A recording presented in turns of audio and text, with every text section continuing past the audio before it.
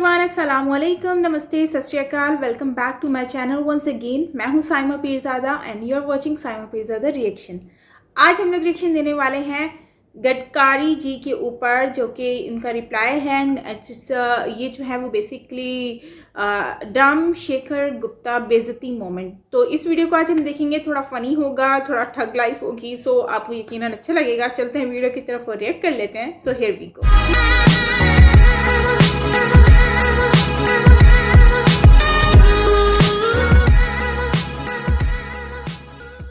Ethanol पर चलने वाली पहली बस देश में चले, कोई उसको ले, ये लोग देखे। क्योंकि मैं तुम्हारे जैसे लोगों को कहता था कि इथेनॉल पे बस चलती तो विश्वास ही नहीं रखते थे। आपको अब 7 साल हो गए केंद्र सरकार में, उसके पहले आप राज्य में रहे। पहले बहुत, अभी भी नौजवान है, पर उस समय तो बहुत नौजवान थे। देखो, पहले बात तो ऐसा है कि आप मुझे परमानेंट नौजवान मानिए। हाँ बिल्कुल। हाँ,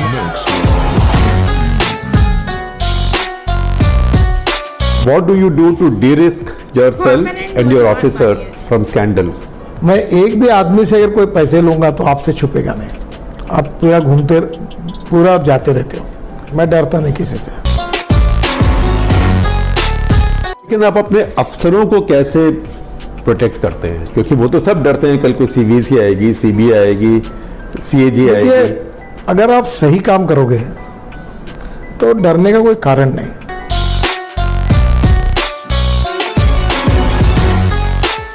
ये जो साब कंपनी है, स्कानिया जो कंपनी है, उन्होंने कोई बस के बारे में कहा कि वो बस आपको उपहार के तौर पे दी गई। पहली बात तो ऐसा है कि स्कानिया ने ये डिक्लेयर कर दिया, इंडियन एक्सप्रेस बाकी पेपर को बताया कि हमने गडकरी जी को कोई प्राइवेट बस भेंट दी नहीं है। और ये पूरी झूठ कहानी थी, और झूठ कहानी थी तो अब मैंने उनके ऊपर केस भी डाली है।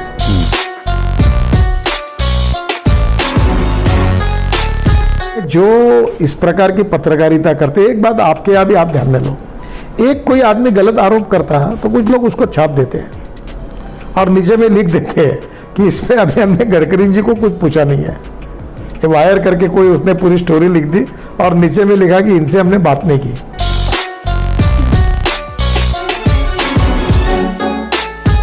सेकुलर शब्द का अंग्रेजी डिक्शनरी में अर्थ क्या है? धर्मनिरपेक्षता नहीं है, justice with all and appeasement of none. तो अपीजमेंट होती कैसे है? हाँ, किस चीज को आप अपीजमेंट कहते हैं?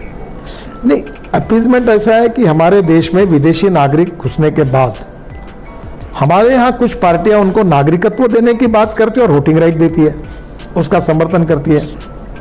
ये एंटी नेशनल अप्रोच है।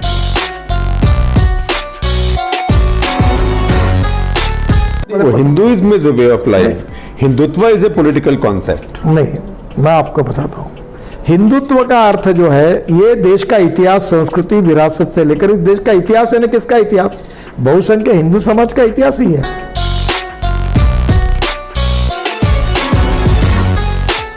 जो हमारे कॉन्स्टिट्यूशन में लिखा है कि जो हिंदू है, बौद्ध है, जैन है, क्रिश्चियन है, सिख है, वो अगर किसी देश से अगर आते तो वो निर्वासित है, उनको हमारे देश में सिटीजनशिप मांगने का अधिकार है और ये संविधान में लिखा हुआ है। देखो, मैं आपको बताता हूँ, इस देश में, वर्ल्ड में मुसलमान अगर कहीं जाता है, निर्वासित होता है, तो उसको जाने के लिए 100-200 देश है। नहीं देखिए, वो तो एक अलग नहीं, ऐसा नहीं, ये मुद्दा मेरा पूरा होने दीजिए। पर इस देश के सिख, बौद्ध, जैन, इस देश के हिंदुओं को कहाँ देश है, कहाँ जाएंगे वो?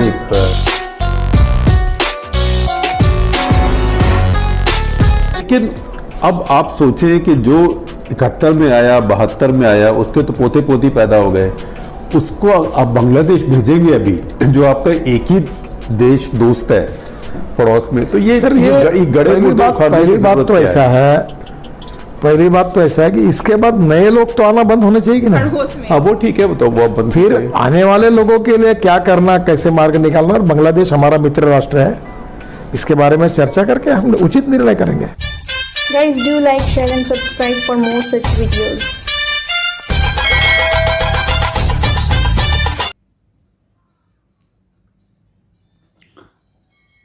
So guys, ये वीडियो है जिसमें नितिन गडकरी जी कहते हैं कि जो लोग हैं, लाइक कि इंटरव्यू हो रहा था, उसमें ये बात कर रहे हैं। और बात बहुत मज़े की है कि जो लोग होते हैं बेसिकली बांग्लादेश के जो लोग हैं, मतलब जो भारत में रह रहे हैं शुरू से, उनको तो जो है वो नेशनैलिटी लेने का पूरा राइट बनता है और वो लेंगे भी, और जाहिर सी बात है वो उनको राइट है। तो इसमें ये ऐसी कोई बात नहीं है कि उनको नेशनैलिटी नहीं मिलेगी।